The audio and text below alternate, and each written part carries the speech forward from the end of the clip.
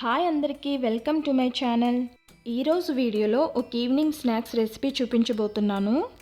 Protein content ఎక్కువ ఉండి fat తక్కువ ఉండే మిల్ మేకర్తో కట్లెట్ ఎలా చేసుకోవాలో చూసేద్దామా. ముందుగా కొంచెం వాటర్ని బాయిల్ చేసుకుందాం. వాటర్ బాయిల్ అయిన తర్వాత ఒక కప్పు మిల్ మేకర్ని, నేను పెద్ద సైజ్ మిల్ మేకర్ తీసుకున్నా, చిన్నవి కూడా తీసుకోవచ్చు, వాటర్లో వేసి అవి సాఫ్ట్గా అయ్యే వరకు ఒక 10 నిమిషాలు పక్కన పెట్టుకుందాం. ఈలోపు మిక్సీ జార్లో 2 పచ్చిమిర్చి, పొట్టు తీసిన 3 వెల్లుల్లి, అల్లం ముక్కలు వేసి మిక్సీ పట్టుకుందాం. ఈ విధంగా మిక్సీ పట్టిన తర్వాత ఇప్పుడు మిల్ మేకర్ని చల్లనీటిలో 2 సార్లు కడిగి వాటర్ ఏమీ లేకుండా బాగా పిండి మిక్సీ జార్లో వేసుకోవాలి. ఇలా అన్నీ స్క్వీజ్ చేసుకొని మిక్సీ జార్లో వేసి మరీ మెత్తగా కాకుండా ఇలా మిక్సీ పట్టి పెట్టుకోవాలి.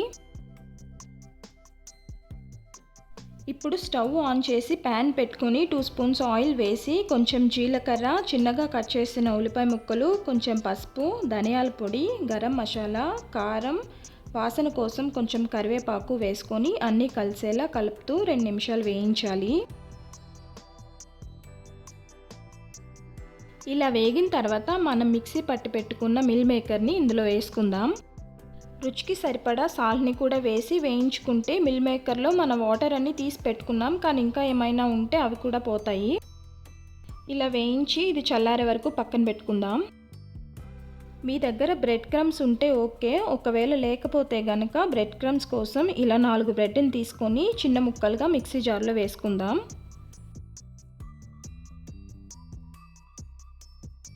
మిక్సీ జార్లో వేసి ఈ విధంగా పౌడర్ లాగా మిక్సీ పట్టి పెట్టుకుందాం.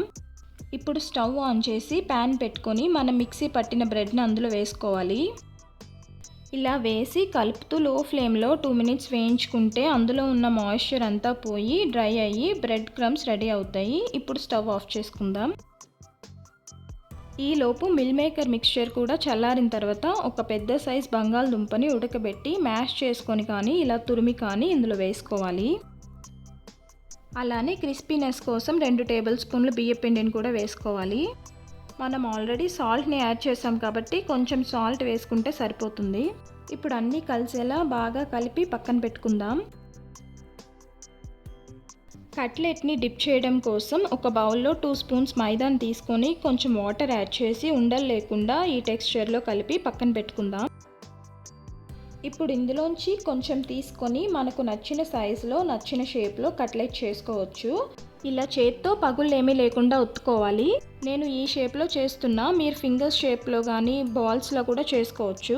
ఇలా ఒత్తుకున్న తర్వాత ఇప్పుడు మైదా వాటర్లో డిప్ చేసుకుందాం. ఇలా డిప్ చేసుకున్న తర్వాత బ్రెడ్ క్రమ్స్లో వేసి బాగా కోట్ చేసుకోవాలి. బ్రెడ్ క్రమ్స్కి బదులుగా మీరు ఓట్స్ని పౌడర్ చేసుకోవచ్చు, లేకపోతే అటుకులు కూడా పౌడర్ని చేసి యూస్ చేసుకోవచ్చు. సేమ్ ఇదే ప్రాసెస్లో అన్నిటినీ చేసి పక్కన పెట్టుకుందాం.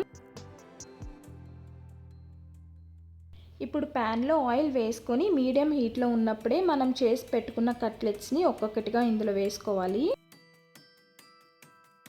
మీడియం ఫ్లేమ్లో ఇలా 2 వైపులు తిప్పుతూ ఫ్రై చేసుకుందాం. ఇలా ఫ్రై అయిన తర్వాత తీసుకొని మిగతావి కూడా సేమ్ ఇదే ప్రాసెస్లో చేయాలి. అంతే, హెల్దీ స్నాక్స్ అయిన మిల్ మేకర్ కట్లెట్ రెడీ అయిపోయింది. వేడివేడిగా టొమాటో కెచప్తో సర్వ్ చేసుకోవడమే.